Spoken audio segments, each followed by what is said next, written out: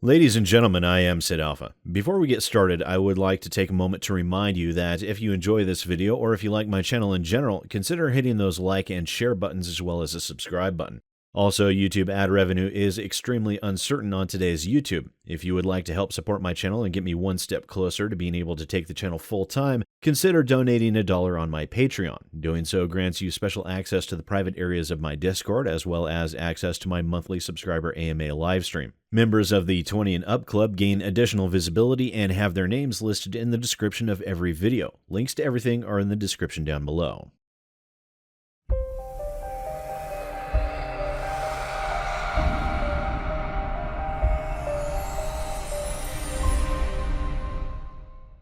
Ladies and gentlemen, I am SidAlpha. It's been a while since I even actually produced any form of actual review on this channel, which is unfortunate as that was the original intent behind the formation of the channel to begin with.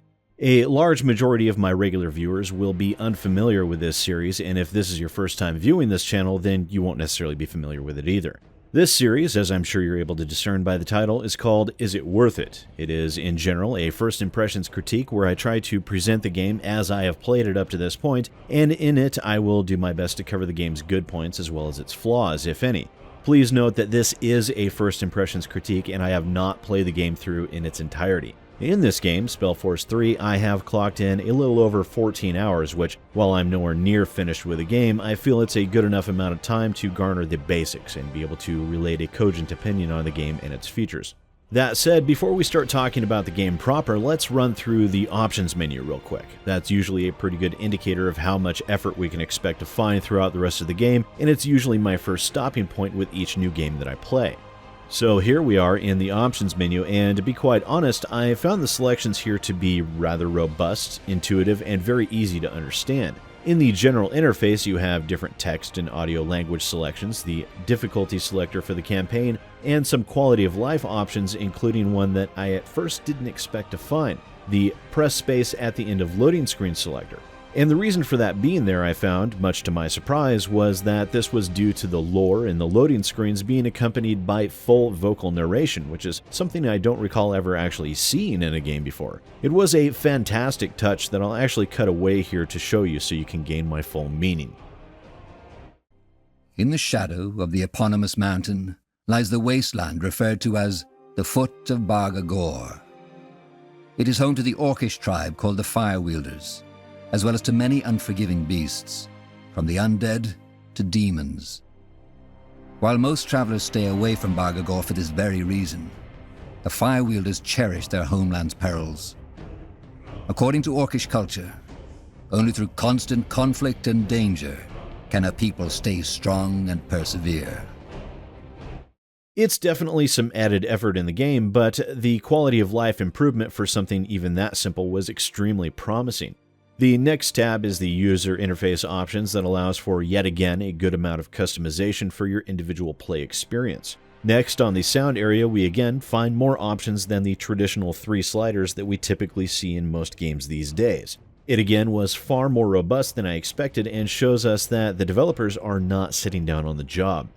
Also, on the display options, we see everything I would hope to find, with the only notable option being missing would be a color deficiency mode, which is something I do tend to keep an eye out for in most games. The game does also support fully rebindable keys as well as 2 different default control schemes, Spellforce 3 or Traditional, and I have to admit, the default Spellforce 3 controls just didn't feel right to me, and I immediately adopted a more traditional control scheme. Of course, with fully rebindable keys, you can customize to your own personal preference as much as you want. Now, that said, let's get into the game proper. So this is Spellforce 3, developed by Grimlore Games and THQ Nordic. It is a combination real-time strategy game and classic RPG, which at first felt a little odd to me, but the gameplay style of the RPG elements were very reminiscent of other classic RPGs like Baldur's Gate or the Icewind Dale trilogy. And there's enough elements of the different styles that we'll actually need to break them apart and talk about their different aspects individually. First, let's talk about the RPG elements. As I said, there are a lot of aspects in regards to the control scheme that are reminiscent of old-fashioned CRPGs like Pillars of Eternity. The game does have a leveling system for your characters that involves differing and branching abilities, which ultimately allows for a great deal of customization and personalization with each of your characters. Your main character's abilities are broken down into 4 separate skill trees, where each individual ability can be upgraded and improved multiple times. In addition, you also have your main stats or attributes that determine your base combat stats, as well as the level of items your character is able to equip. You do receive attribute points as you level up your character, as well as some items provide attribute bonuses as well. Your armor and magical items provide your character with a variety of resistances to different damage types: ranged, slashing, bludgeoning, and piercing physical damage, as well as fire, ice, white magic, and black magic resistances. Now, overall, the RPG stat and equipment systems are very well fleshed out, and I couldn't think of much that was overlooked. There doesn't appear to be any inventory limitations, so you don't have to worry overly much in regards to that, excepting that the more items you hold on to, you will obviously have a more difficult time locating useful items. Combat is fairly standard, but within this aspect there are some difficulties that arise out of the game being a combination RPG and real-time strategy.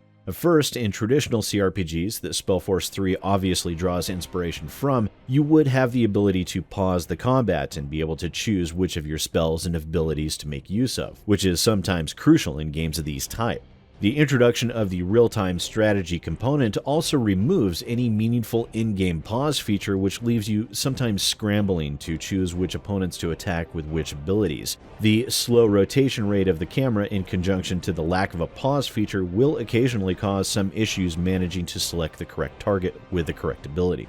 Also, the wide array of abilities your characters are capable of are further limited due to the UI design within the game, which limits each character to 3 ability quick slots and 1 activated item that is equipable for each character, in addition to the obligatory health and focus potions that are laid out for each character in the upper left corner of your screen.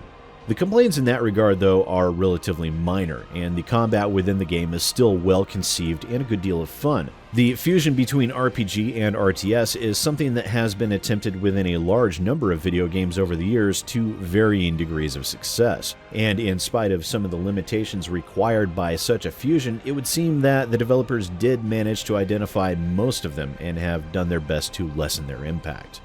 In addition, if you like getting loot from your fallen foes, this game has definitely got you covered, and by loot I don't mean how Electronic Arts or Activision Blizzard would define it, but a game that has shadings of the Diablo series in that regard. There are a large number of items within this game, and thankfully the inventory system is robust enough to match. With your being able to categorize items by type, along with weapons and armor, the inventory system includes several quality of life standards that are more often than not overlooked in many indie RPGs that I've seen released over the course of the past year, such as highlighting unusable items for that character red, and tooltip windows that highlight the stats of the item you're viewing in comparison to its counterpart items currently equipped when you hover your mouse over the items.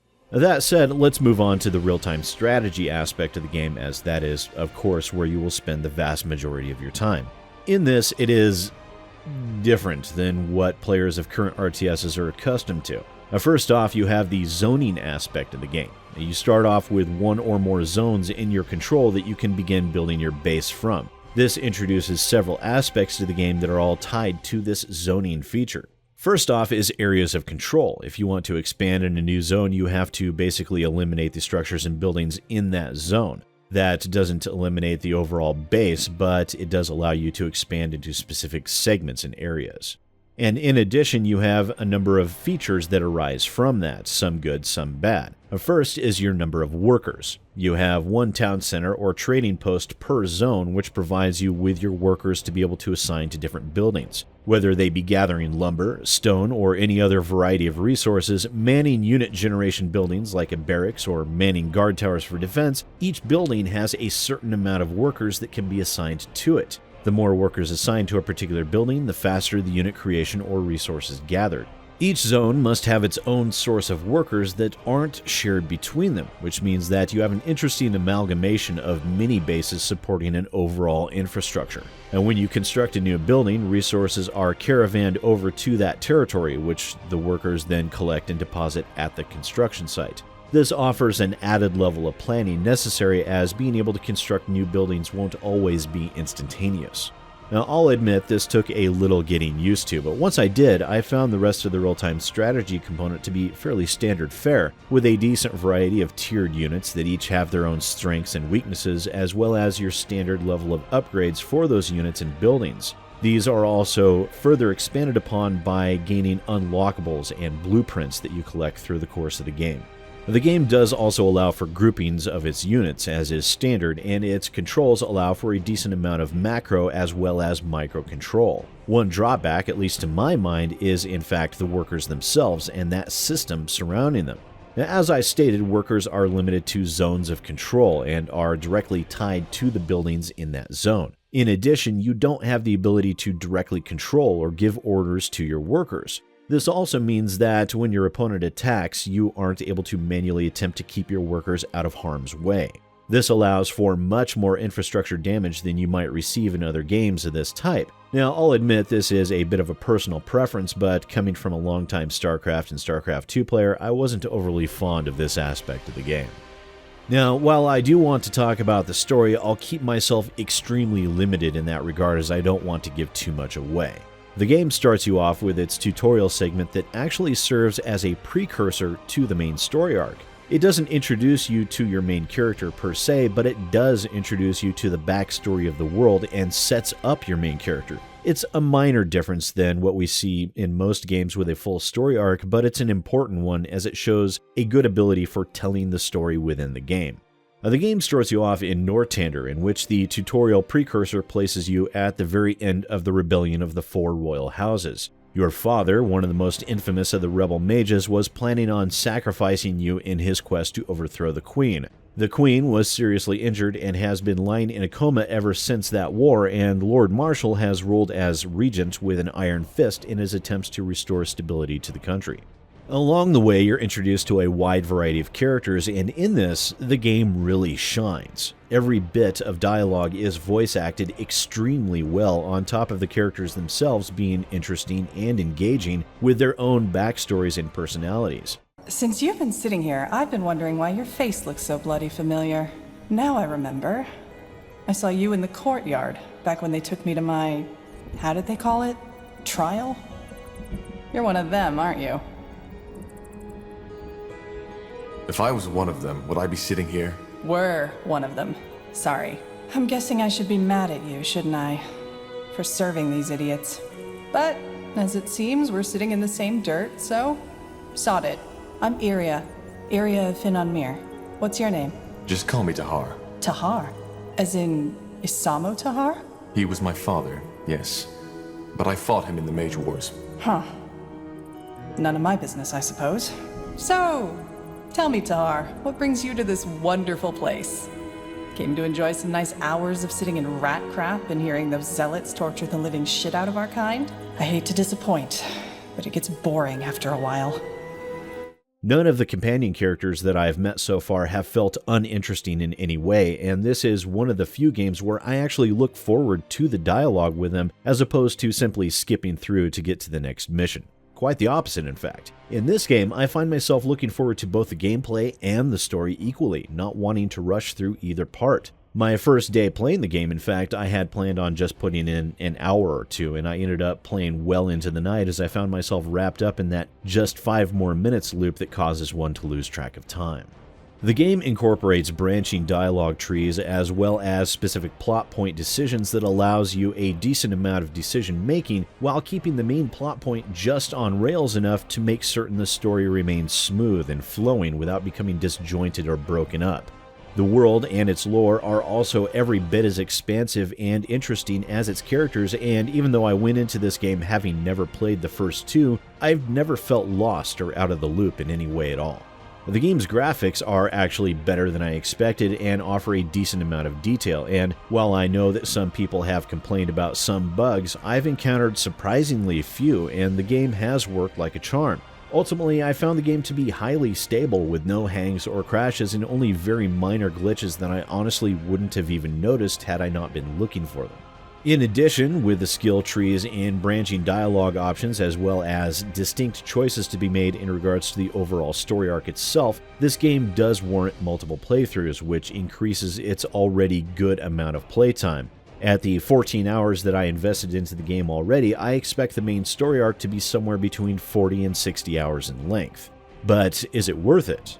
Well, the game does carry a $50 price tag, which is a bit hefty, but I have absolutely no regrets with this game, and in my mind, it is well worth its asking price. Grimlore Games and THQ Nordic have done a fantastic job crafting an interesting and engaging world and characters, and I look forward to seeing where the game takes me. So to my mind, Spellforce 3 is well worth its asking price beyond a shadow of a doubt. And I also wanted to take a moment to say thank you for putting up with my ramblings and musings about a game that I found to be eminently enjoyable. My critic's hat has managed to gather some cobwebs over the past several months, and I admit I'm a bit rusty in that regard, but I hope I was able to relate my thoughts effectively in this instance. And as always, please do feel free to let me know what you think down in the comments below. And once again, ladies and gentlemen, I am SidAlpha, and I'll see you next time.